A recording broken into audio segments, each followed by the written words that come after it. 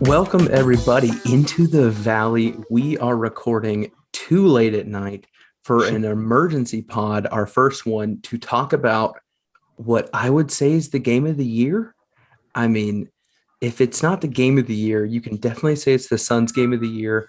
I, I mean, I don't know, man. That felt like playoff basketball, game seven, big shots, everything on the line, two teams that seem to not love each other with two fan bases that definitely don't love each other. I know you're not a real Suns fan, man, but like that was great. Yeah, man. As an NBA fan, that's everything you want, especially after a dud of a game before. I don't know if you were watching the Oh, it was awful. Pelicans versus the Nets. It was terrible. KD looked great, which is exciting, but then to follow up just an awful blowout of a game with that excitement was awesome. And you said lots of big shots, but also lots of big misses. Some key players getting played off the floor, getting into foul trouble. It was great. That was everything you want from a basketball game, especially a springtime basketball game. Now let's talk real quick. Immediate takeaways. I'm going to start off with the number one that hops out to me, and it's not the heroes of the game. It's not the big names. It's not the 40-point scores. It's the efficiency of the Suns bench scoring the ball. I want to go through here. Simply just looking at the field goal percentages here for the bench. You had Dario go 2 of 3, Torrey Craig 2 of 3, Cam 3 of 6 with 3 threes, Cam Payne 2 of 6, but a very big 3. And Javon, offensively not there, but he did his job perfectly, which was be a defensive pest across the board. And you can't ask for better than that. I love this. I didn't even notice this. Javon only played 9 minutes. He was still a positive in the plus minus. Cam Johnson, 37 minutes plus 5. Like what more can you ask of those guys in a game like that? Oh, and look at this. It wants to start playing highlights for me, and any other time I would love it. That just jumped out to me so much this game. If we're looking individually and you notice it down the stretch, it's Cam Johnson. Because it wasn't a hot shooting night from Cam Johnson. It was the young man was everywhere on the court. He was fantastic, especially on the defensive end, especially rebounding on the defensive end. He had 8 rebounds, 7 of those came on the defensive end. But it seemed like every time down the court, he was getting a body on somebody, and even on possessions where the Jazz maybe made a jump shot, he was getting a body on someone. And one of the things I texted you and Ryan in the group chat is if this is the Cam Johnson you get, yes, it's a defensive boost. Yes, it's a rebounding boost. But on a normal night, that's an additional offensive boost just by nature of his skill set, his ability to hit the three, to knock down especially threes off the catch, and then his ability to drive, which is coming along nicely this year. And what I texted is, if Cam Johnson becomes a does all the little things right kind of player, the Suns offense collectively takes a step up. Yeah. And I mean, if you're looking at the starters, and we've talked so much about the rotation, what we think that might look like in the playoffs, this is the exact game I was talking to you about when I said there are going to be matchups where Ayton has to be on the floor at all times. Mm-hmm. And what does that look like? And sure, you're going to have the occasional blow by, Mike Conley, Mitchell, whatever. But my goodness, that was probably the best Ayton game I've ever seen in my life, legitimately. And I know he's had the, whatever, goodness, I forgot what it was, like 18 points in a quarter type performance. And like, that's fine. But those games meant nothing. Like this is the game. We are showing the world that we're legit. And Ayton was able to stay out there for 41 minutes, 9 of 16, 7. Oh, this stat's going to make me just cry a little happy tear. 7 offensive rebounds. Mm-hmm. Like, what more can you ask from the guy? Efficient in scoring and also giving your team that many extra chances. And this is going to sound bad. Sorry. Just imagine how many more he would have had if he used both hands to rebound the ball. I mean, there were so many that deflected and tipped and you couldn't quite corral him, but goodness gracious, defensively, he was incredible. Offensively, everything you want. And I tweeted it out towards the end of the game where it was still very much up in the balance. I said, win or lose, the Suns have a big 3. And if you can count on a big 3 going into the playoffs, man, you got to feel good. And that's how I'm feeling right now. Yeah, and the exciting part too is they had a big three with a guy who I think all of us on the podcast consider their third best player having a bad night, and not necessarily a bad night because of some defect in his game, but because of foul trouble. That this whole game happened when Mikal played, I think it's 20 minutes in an Yep. overtime game. So Yeah. Mikal Bridges plays 20 minutes. He goes 0 of 1 because he had so Oh, many fouls and he just wasn't in any kind of offensive rhythm.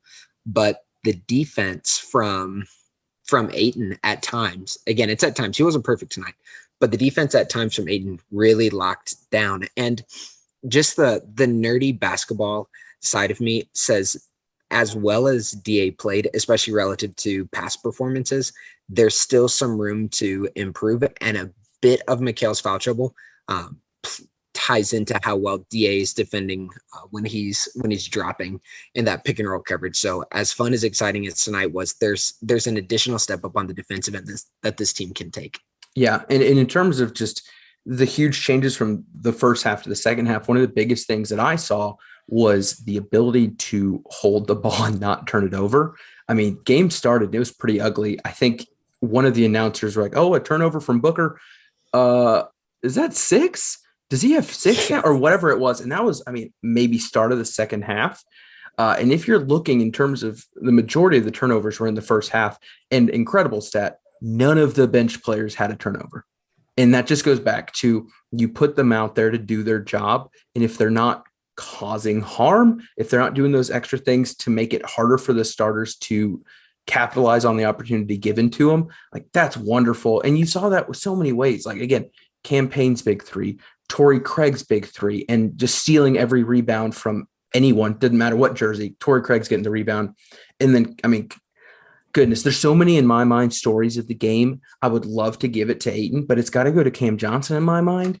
I don't know how involved you are on Suns Twitter. There's a lot of people that talk crap about Cam not delivering in big games. How many big threes has he missed? Insert whatever petty little thing you want. And what he just showed is Bridges is basically non-existent. I'm that guy. And goodness great, I mean, incredible. Offensively, great. And defensively, I don't know if we value him properly on the defensive end. He might not have all of the extra skills that Bridges does in terms of a lot of the flashy defensive plays, but a guy that size who's not exactly built has the ability to move his feet that well and stay in front of the guy. You know, like, that's impressive. Like, he's not going to swallow you up. He's not the Warden. He's not going to have the sexy blocks, the sexy steals. But if you can stay where you're supposed to be, you are an asset on the defensive end. And he really, man, like, for me, I watched that game and I said, Cam Johnson in the playoffs is going to be a thing. And that is huge when you can have those moments where you said you won't be a liability when we need you. And this was probably the biggest test for him, because Bridges is never hurt. Like, Bridges is never out. And I don't know the last time he was in foul trouble that allowed the minutes to swing this way, to see the pendulum go so far towards Cam. But I mean, goodness gracious, we're talking about every other guy except for our 2-star guards. What about Paul and Booker jumped out to you? And I mean, I think you could list a million things about Chris Paul tonight. But what really stood out to you in terms of Paul and Booker tonight in such a big game? The ability to get where they want to go, combined with the fact that where they want to go is a spot that defenses typically want the other team to go, which is what makes them such a unique duo and such a unique pair, that a lot of times the defense is willing to give up mid-range shots. But when you have guys like Devin Booker and Chris Paul who excel there, it becomes a tall task for a defense to then flip that and to try to figure out exactly how to defend those guys.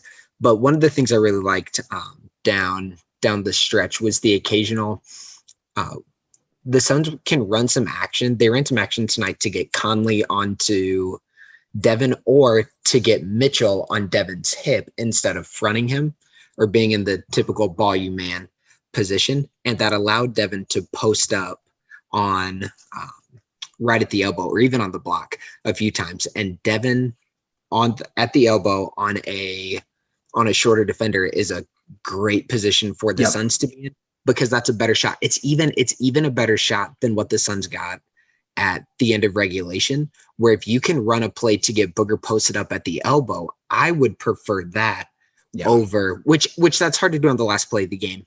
But I would rather have that than a Booker step back long two with his foot on the line. No, yeah, absolutely. And that was one of the things, I think it was Mark Jackson said it. They were running that high pick and roll over and over and over. And I think the wording he used was Rudy Gobert was doing the moonwalk. His momentum was going back. He's going back towards the basket with an attacking offensive player coming at him. And you're toast. You're toast. You cannot shift your weight, you shift your momentum and get in a good position. And that's the biggest guy out there. 2-3-time defensive player of the year. And as soon as they had that tiny bit, it was cracking me up because I was watching for it. Paul would run past, he'd go real tight on that screen, and he'd check his shoulder real quick. As a soccer player my entire life, you always learn, check your shoulder. You have to see where you are in relation to everyone else. And as soon as he turns that screen, he checks his shoulder. If he has, 3 inches of space, he's like, I can get the shot off. Gobert's going back. And he hit it time and time again. And Paul's been doing this his entire career. This isn't some new thing, but it's new to see it in a Suns jersey. And man, you have to love that, because going back to what you said, that is such an exploitable part of another team's defense because they're not prepared for that. Bigs aren't used to having to push it up. And I think it was late third, early fourth. Paul had done a couple of them, and you saw him do the next one, and Gobert pushed up. And as soon as he did, Ayton sprinted back behind him, and then he was basically stuck in it. I don't know what to do. And I think Paul kind of bailed him out and held it himself instead of dishing it to Deandre. But that's just good basketball, and that's smart.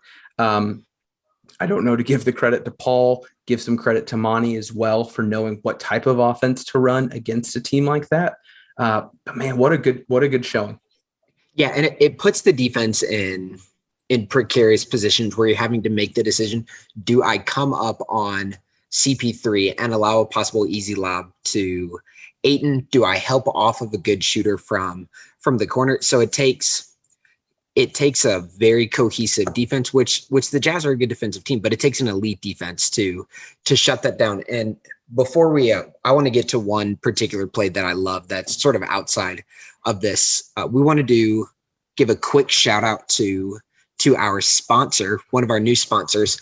Support for Into the Valley is brought to you by Manscaped, the best in man's below-the-waist grooming. Manscaped offers precision-engineered tools for your family jewels. They obsess over their technology and products to provide the best tools for your grooming experience.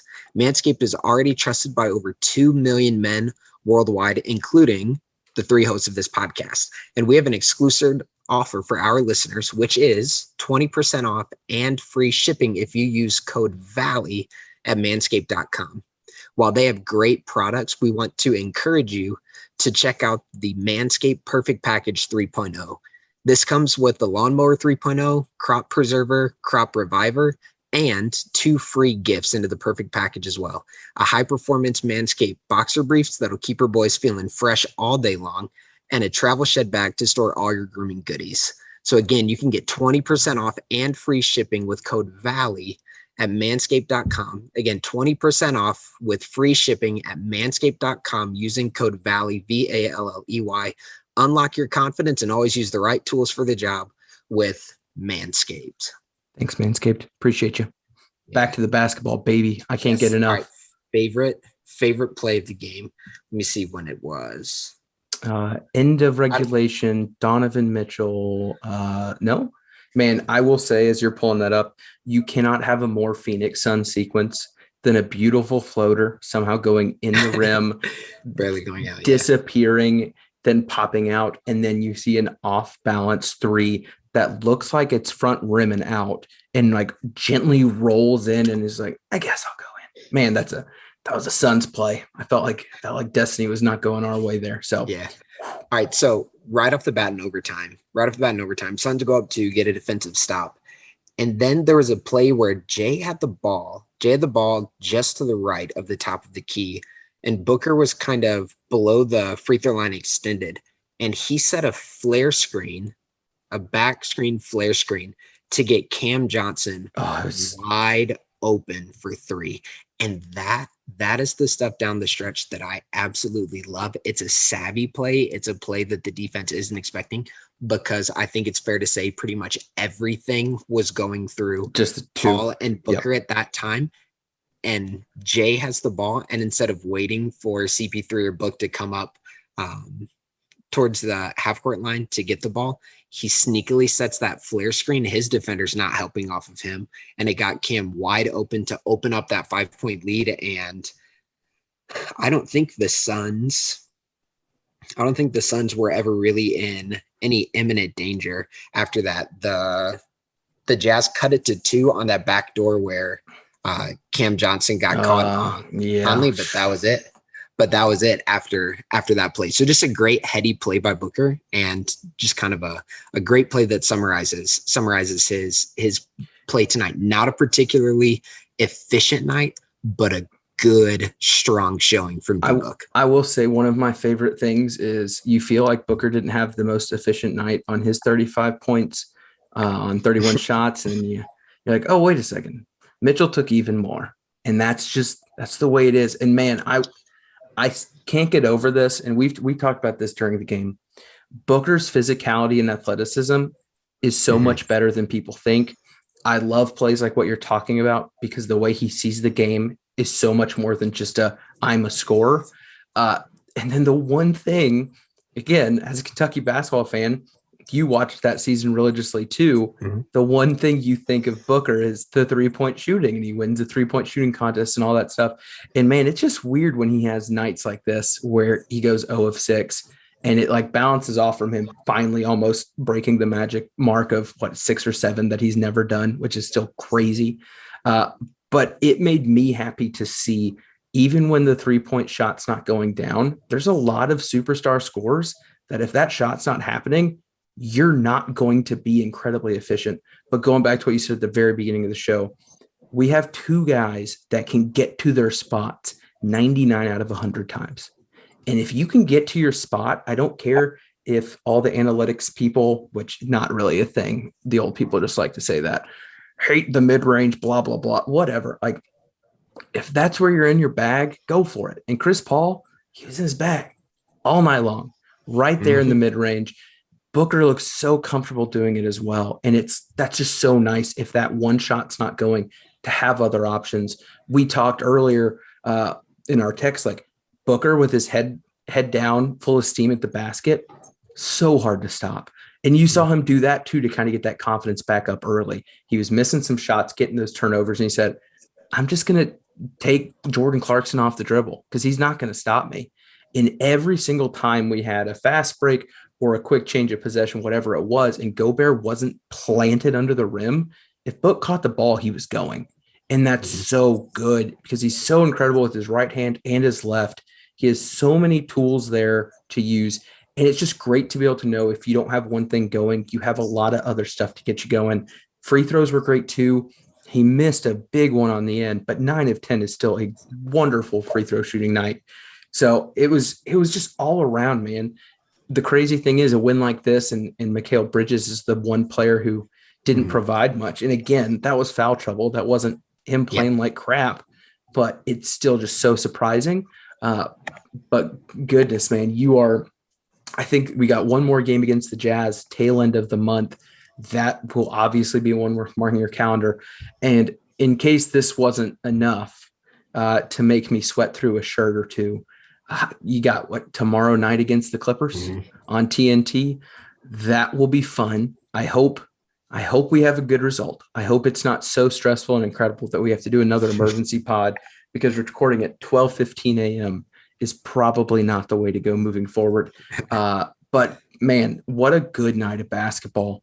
Like, great time. And again, I think I probably would have enjoyed it from your spot a little better, just as a big NBA fan, not a big Suns fan. I can tell you firsthand, it was stressful. That was a stressful one.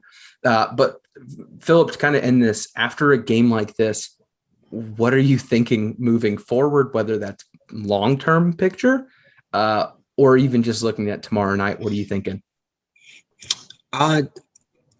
It's easier to talk about tomorrow night. Tomorrow night doesn't matter that much. You just went toe to toe with the number one Western Conference team, and you battled them out. You took a blow with them going 60% from the field in the third quarter, hung around, went blow for blow for them down the stretch, had a chance to win at the end of regulation, pulled ahead in overtime, played a great game. Tomorrow night, back-to-backs are hard anyways, so not putting in too much stock tomorrow night.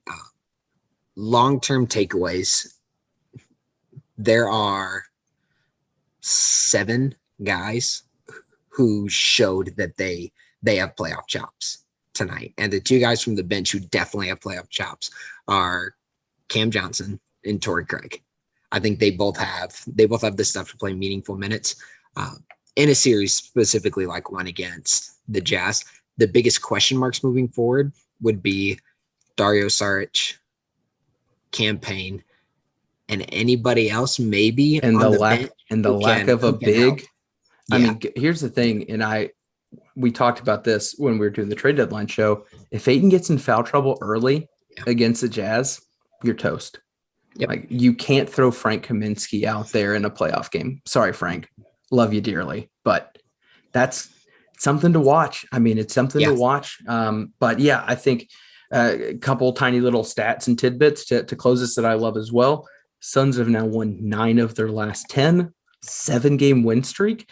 And if you're looking at that play for the 1 seed, the Jazz just dropped 2 in a row after, I think, being on an 8-game win streak. Am I correct in that one too? And the big thing tonight is Suns go up 2-0, correct, series for season series, which captures the season series. So let's say hypothetically it comes down to the end of the season and Suns and Jazz are tied. Suns now have that tiebreaker in the head-to-head matchup, which is big. No, that's huge. And again, I mean, the stat that's so big to me being in the Western Conference is the Suns right now are 22-8 in the Western Conference. That's absurd. And that makes you feel good about whoever you're playing in the playoffs. You know that you're holding your own. So again, what a night. So much fun. I'm going to try to have the audio version of this up tonight for the lunatics that are still up enjoying the high of a big win. Editor Ethan is probably going to go to bed before working on the YouTube video for tomorrow. But if you guys are watching or listening, whatever, I'm not even going to ask you to like and subscribe, all that stuff. I'm just going to ask you to enjoy your night or enjoy your day, knowing that the Phoenix Suns on primetime TV defeated the number 1 in the NBA Utah Jazz. It's a great feeling. Philip, anything for the rest of our Valley fans out there?